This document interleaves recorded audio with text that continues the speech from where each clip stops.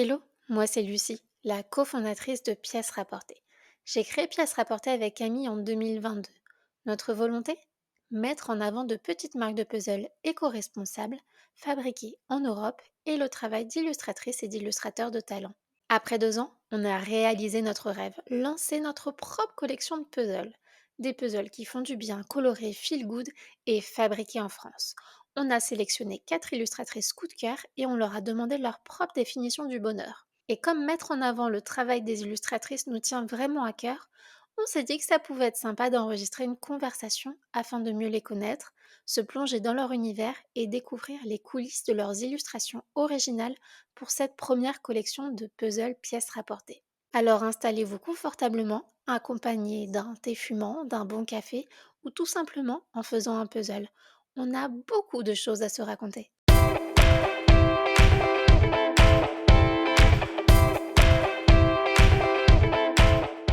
Bonjour Louise, c'est toi qui te caches derrière le joli nom d'artiste La ville et les nuages.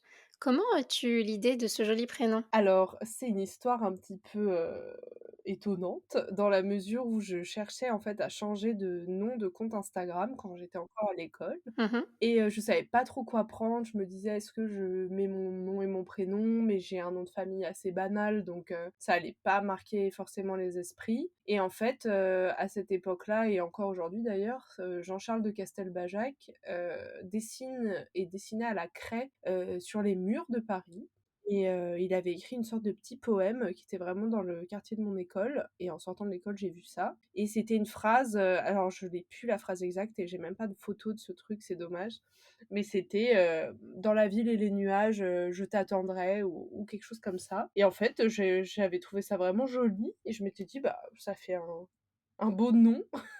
Et du coup, j'ai tout collé pour en faire une sorte de monogramme un peu, et je sais pas même à l'époque si j'avais pas déjà l'idée que ça soit comme un nom de «marque» entre guillemets. Ouais. Donc c'était un bon compromis je trouve entre mon univers qui allait naître et ma personne, entre Paris et la mer, et l'imaginaire, ça allait bien. Peux-tu te présenter? Comment es-tu devenue illustratrice? Est-ce que c'était un rêve d'enfant? Alors me présenter brièvement, donc je m'appelle Louise, j'ai 28 ans et je vis à Paris depuis toujours. Et en fait, effectivement, alors l'histoire là, pour le coup, elle est moins originale que le nom. Je dessine depuis que je suis petite, comme à peu près, je pense, tous les illustrateurs et les illustratrices, malgré le fait qu'il y ait des reconversions, mais on en rencontre peu. Donc j'ai toujours voulu dessiner, mais moi, à la base, je voulais surtout être paysagiste. Je voulais dessiner des jardins, imaginer des espaces extérieurs, pour les gens. Ok. Mais j'étais pas très bonne en maths, j'étais pas super ouais, j'avais pas un esprit matheux ni logique, donc se lancer dans des choses où il allait falloir que les jardins ne s'effondrent pas, Ouais, faire des plans et tout, effectivement. voilà, calculer les forces, tout ça, j'ai Mm. pas forcément la plus la meilleure là-dedans. Et en fait, je caressais le rêve d'être illustratrice, mais moi, à la base, je suis directrice artistique, donc je travaillais pour, la publicité D'accord. et j'ai travaillé très, très peu de temps, dans une agence de pub, qui m'a, en fait me rendre compte que je voulais vraiment faire quelque chose de très créatif et avoir les mains, dans le cambouis, quoi et pas juste derrière mon ordinateur à exécuter des choses et du coup, ouais, c'est un rêve d'enfant, qui aujourd'hui est mon métier, à temps plein, donc c'est assez fou. Ça fait combien de temps que tu es illustratrice pro? On va dire que le moment où ça a vraiment commencé, c'est 2020. Avec le Covid, qui a aidé beaucoup d'illustratrices. Bah, en fait, finalement, oui et non, tu vois? Parce que c'est là où je me suis lancée. À l'époque, j'avais un agent Mhm. et bah, il y avait pas de travail trop à ce moment-là. T'as commencé directement avec un agent?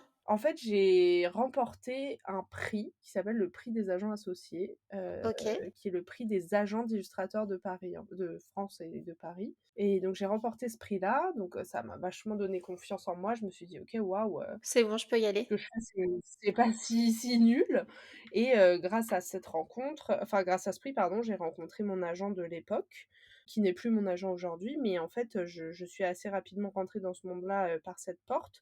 Mais pendant le covid, en fait, moi, j'ai pas travaillé, j'avais peu de travail, alors ça m'a permis de faire beaucoup d'Instagram et développer ma communauté. Mmh. Mais mon vrai boulot, ça a vraiment été en septembre 2020 quand la crise, s'était un petit peu apaisée, tu vois? Ouais. Mais pendant moi, le vrai pur et dur covid, je faisais des gâteaux et la sieste, quoi. Je travaillais pas.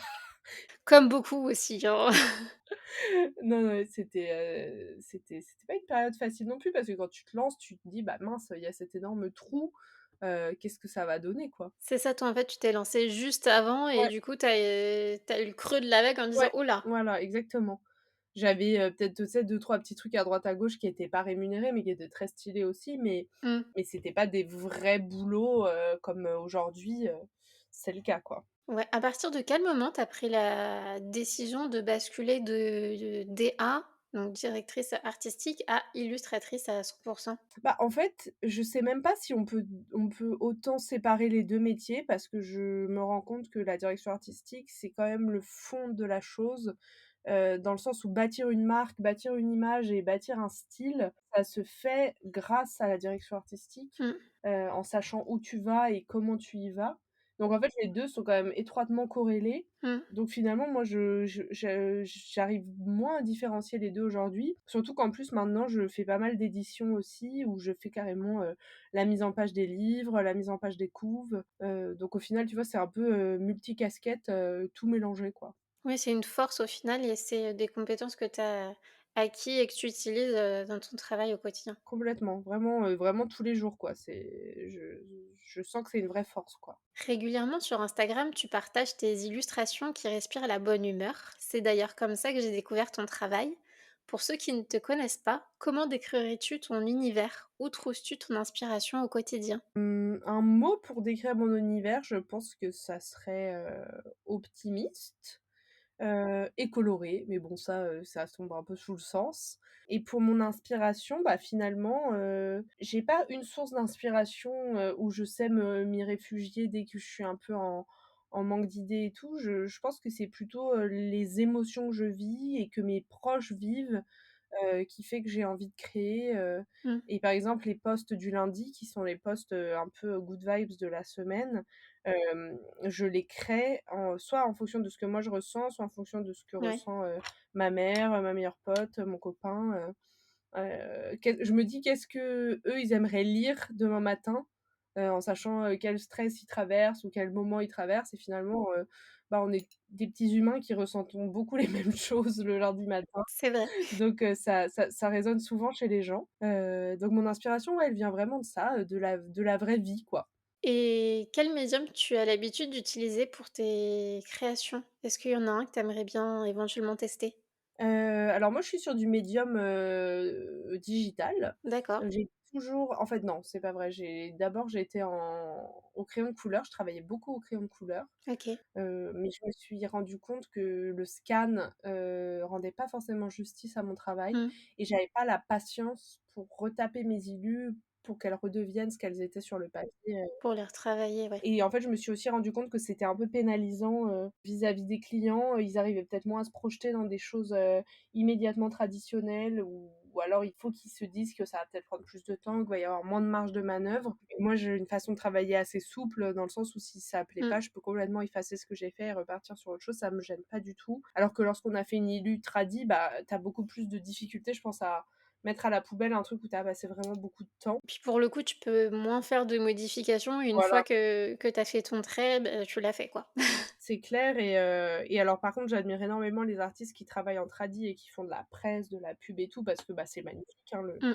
le rendu est trop beau. Mais c'est vrai que moi, j'ai toujours été, en digital quand j'ai vraiment commencé à bosser et je travaille aussi, à l'aquarelle pour tout ce qui est carnet de croquis que je fais beaucoup pendant l'été et pendant mes voyages. D'accord. C'est un médium que j'aime bien, qui pareil, je trouve, il est souple, il est facile à faire, tu peux le modifier, tu peux rediluer, tu peux effacer si Mmh. ça s'est pas passé comme tu voulais. Mmh. Et s'il y avait un médium que j'aimerais bien utiliser, je sais pas si c'est vraiment un médium, mais j'aimerais bien faire du très grand format OK. et ça va se faire, dans les prochains mois, donc j'ai hâte de Ah, la trop bien. fresque et des muraux. Heu, Ouais, du coup, plutôt des vitrines, fresques, voilà, des ouais. choses comme Ouais, ça? ouais, OK. ça vraiment je trouve ça kiffant. Et c'est un gros challenge, le grand format, que je j'ai bien envie d'essayer. C'est vrai que c'est un challenge. Faut trouver les idées pour bien tout combler et Oui, simplifier aussi ton dessin pour que voilà, en très grand format, tu t'y retrouves aussi, oui.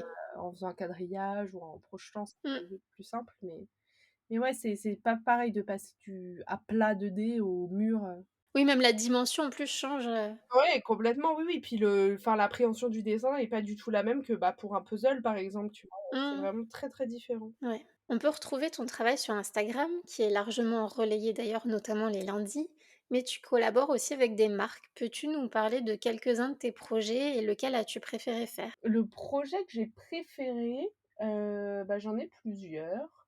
Une marque avec laquelle j'ai collaboré qui était vraiment un projet vraiment cool et pour lequel je suis très fière, c'est Sephora.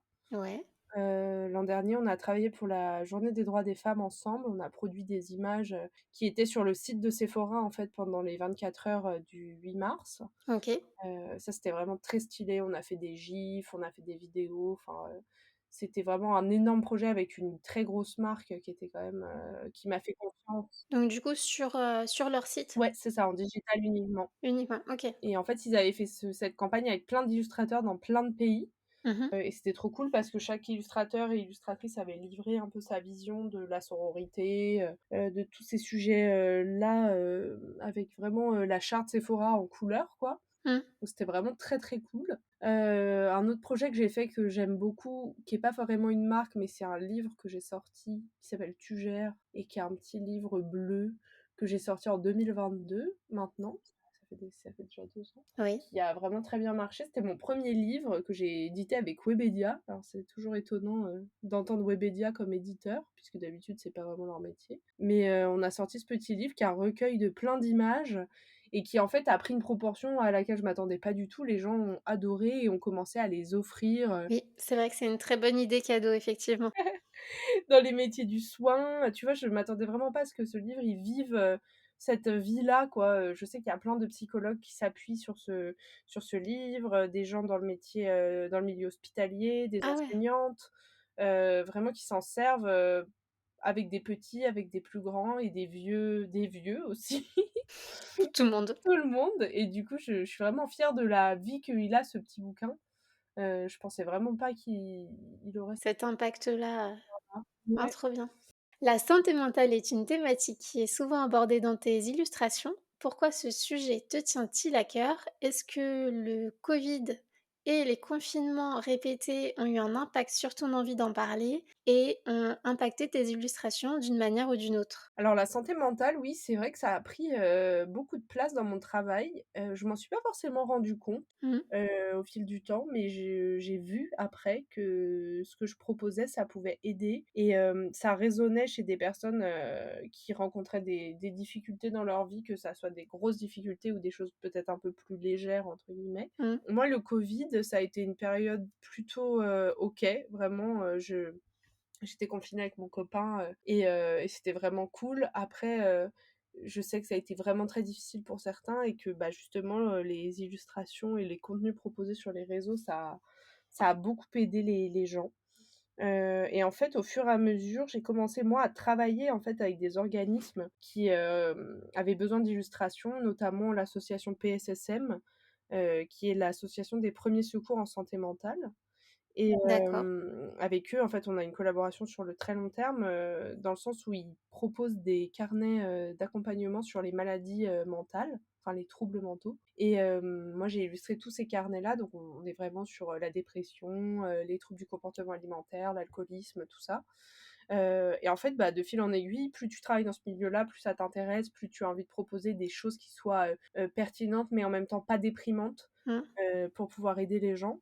Oui, parce que c'est quand même des sujets lourds, Voilà. Et en fait, aujourd'hui, les supports graphiques de ces sujets-là sont souvent, bah, pas gays ou alors c'est des banques mmh, d'images ou c'est des choses qui sont pas forcément pensées en profondeur pour parler aux gens. mmh. Et moi, j'aime bien cette idée d'essayer de réfléchir à des visuels qui soient, parlants et humains et pas juste des supports, voilà, pour dire la dépression, c'est un mec qui a la tête dans les mains et dans une salle bleue, et qui pleure, quoi. Et et c'est un sujet qui me tient à cœur parce que, bah, on rencontre tous des moments dans sa vie qui sont plus bas que d'habitude et c'est important de de savoir les accueillir. Donc que ça soit avec le dessin ou la parole, c'est un sujet qui, je pense, me tiendra à cœur, toute ma vie. Et du coup, quand tu n'as pas le moral, qu'est-ce qui te fait du bien? C'est pas une réponse très glamour, mais dormir. Vraiment, C'est pas mal. moi, je j'ai le sommeil de la fuite. Vraiment, quand je vais pas bien, j'aime dormir, ouais, dormir, ça fait que je peux mettre, en pause. J'ai pas mon téléphone, j'ai pas mes mails, j'ai pas mon stress qui est, dans la dans la vraie vie. Quand je dors, il est pas là Mmh, et j'ai la chance de réussir à dormir quand je suis stressée parce que ça, c'est pas le truc le plus évident. oui, Mais ouais, dormir, lire, vraiment faire un temps calme, m'éloigner de ce qui me stresse et ce qui me rend mal et généralement, si je suis stressée, c'est souvent lié au boulot. mmh. Donc vraiment faire une petite coupure, aller à la mer, à la campagne, des choses vraiment très simples. J'ai pas de trucs compliqués, plutôt de se recentrer quoi sur le moment présent et faire des grosses siestes. Ça recharge les batteries. On en parlait tout à l'heure, tes illustrations respirent la bonne humeur. Alors forcément, quand on a eu l'idée de créer des puzzles qui font du bien, faire un puzzle avec toi était une évidence. Nous souhaitions une illustration originale avec ta propre interprétation du bonheur, ce qui te fait du bien au quotidien. Est-ce que la thématique t'a inspiré? Avais-tu plusieurs pistes en tête ou bien est-ce que c'était assez clair? Bah, la thématique m'a inspirée complètement, hein, évidemment. Il y a ça vraiment quand il s'agit d'illustrer des choses joyeuses, moi il y a pas de problème non plus. Et en fait, bah, quand on a discuté ensemble, cette, piste de la terrasse de café, elle est vite, ressortie au fil de nos échanges. Qu'effectivement, c'est le type de scène que tu as déjà illustré plusieurs fois et je pense que c'est pour ça que c'est venu assez rapidement sur le tapis. C'est clair et puis je trouvais ça bien d'avoir une grosse, scène avec plein de gens Mmh, et pas forcément une personne seule, ou oui, isolée dans son moment de bonheur, mais plutôt voilà cette espèce de marée de gens qui sont heureux, en train de parler, en train de lire, de faire du vélo, chacun dans leur bulle, mais tous ensemble, en même temps, tu vois? Et c'était super de faire cette illu parce que j'adore faire, des illus très détaillés et j'ai pas toujours l'occasion de le faire dans mon travail. mmh. Les puzzles, c'est toujours un super bon prétexte pour ça. Donc non, non, c'est une élue et une thématique, qui était très inspirante. Donc une fois le sujet validé, tu as donc pu travailler sur l'illustration. Comment est-ce que tu as procédé? Quelles étaient les étapes de construction jusqu'à l'illustration finale? Bah, alors procéder pour cette illu, c'est assez simple, hein, il suffit d'ouvrir la fenêtre quand tu vis à Paris. Tu as une vision, Oui, parce que tu habites à oui, Paris. j'habite à Paris et on a des terrasses, qui sont quand même assez emblématiques, et je trouve, enfin, finalement, quand on est illustrateur, on aime, un petit peu dessiner ce qui nous entoure, s'inspirer de la vraie vie, comme je le disais, avant Mmh. et la terrasse de café, bah, finalement, tu as juste à ouvrir ta fenêtre, regarder ce qui se passe, voir ce que tu as envie de montrer et du coup, moi, j'ai vraiment ce truc de prendre des photos dehors, et après, vraiment emmagasiner, ce que je suis en train de regarder pour le retranscrire, sur mon élu. Donc moi, j'ai une façon de travailler assez simple, hein. Je passe par un croquis, assez abouti pour me permettre à mes clients de se projeter et de vraiment D'accord. voir comment l'élu va vivre. Et ensuite, on place la couleur, en fonction de la charte, colorée qu'on avait définie ensemble. Donc non, non, ça a été vraiment chouette, et très fluide finalement.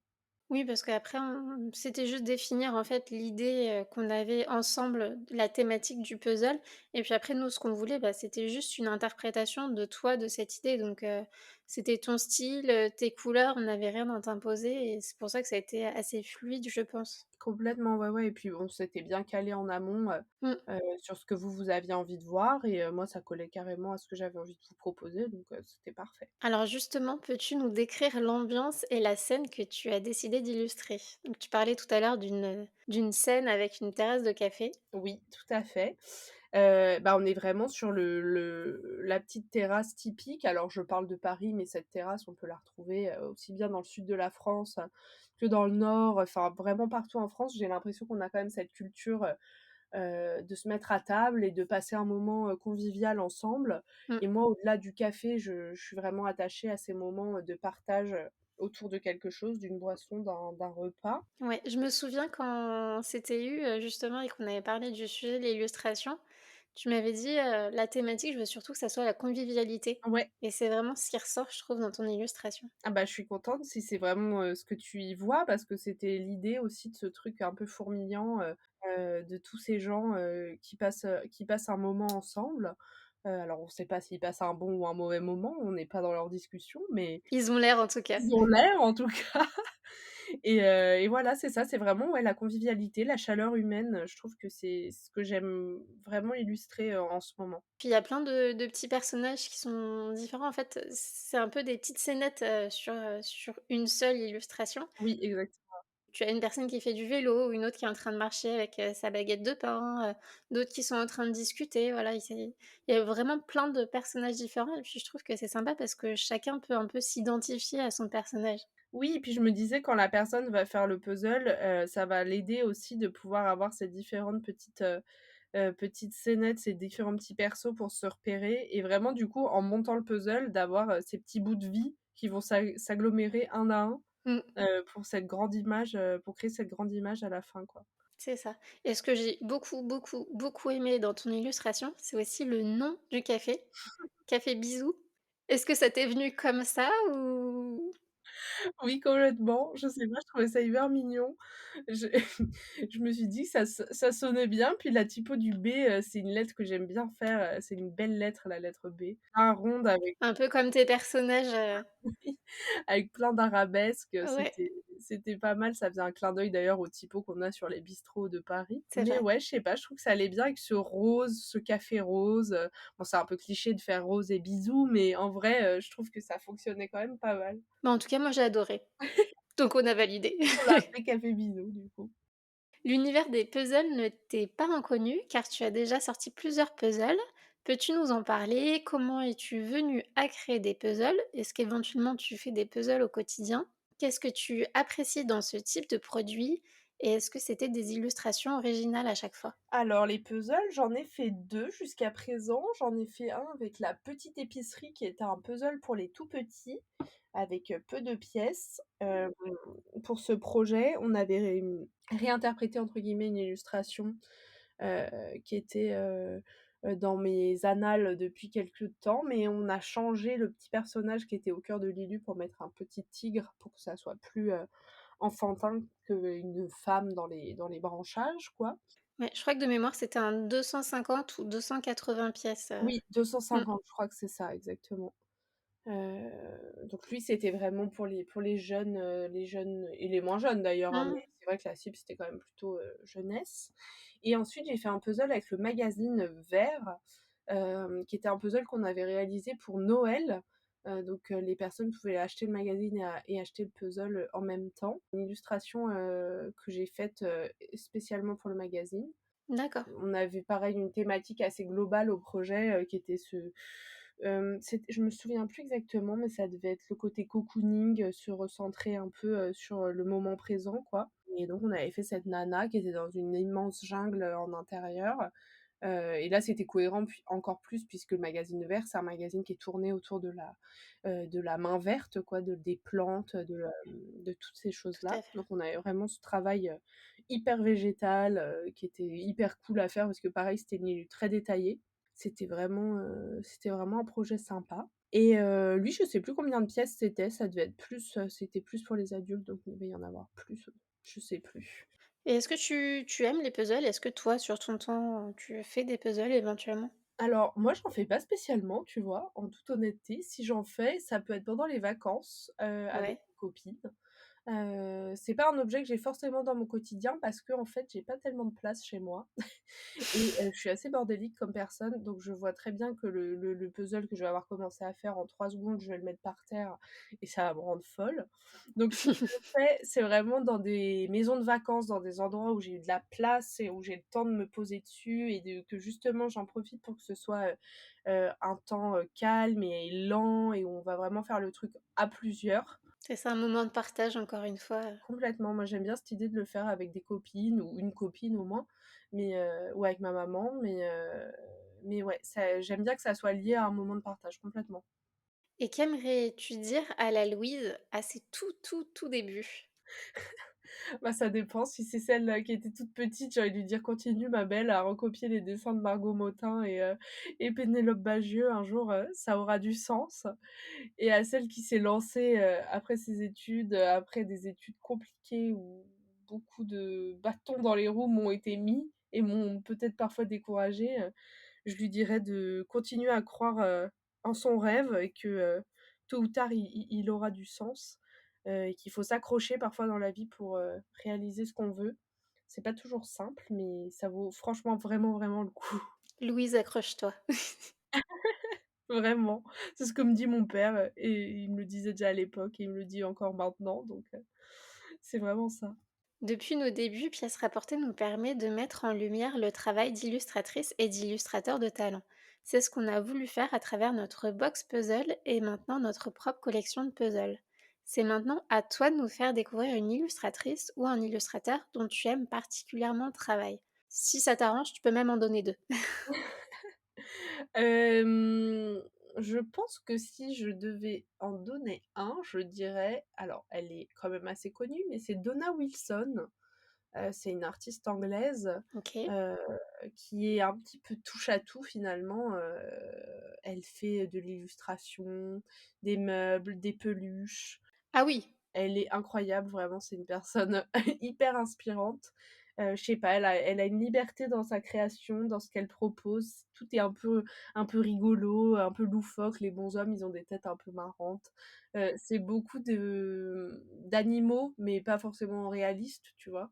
Hmm. Ça t'évoque un renard, un loup, peu importe, mais c'est un peu libre, d'interprétation.